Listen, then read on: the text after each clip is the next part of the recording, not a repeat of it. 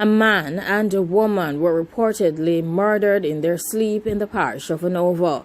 Reports indicate that a couple was allegedly shot dead while sleeping as gunmen went on a rampage in Hanover early on Monday morning. The attackers reportedly kicked open the doors to a house and shot a man and a woman in Pumpkin Bottom in Hanover. A man was also killed in the neighboring community of Barbican in Hanover. The identities of the deceased have not yet been released. The shootings occurred close to 2 a.m. on Monday. At this time, it is not clear if both cases are connected. The police are investigating the scene at both locations. In further news, a man and a woman who were in an abandoned building came under gun attack in Linstead in St. Catherine last night. The man who was killed in the shooting incident has been identified as 33-year-old laborer Shavato Beckett of Princess Field in Linstead in St. Catherine.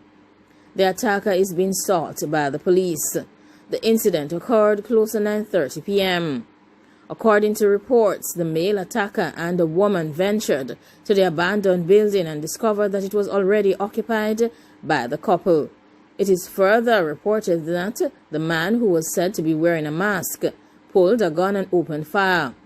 He and the woman then escaped. An alarm was raised and the police were called. Investigators discovered the initial man and woman suffering from gunshot wounds inside the building. The man succumbed to his injuries. It was further mentioned that several spent shells and other items were discovered at the scene of the shooting. So far, no motive has been established for this incident. The investigations are still ongoing.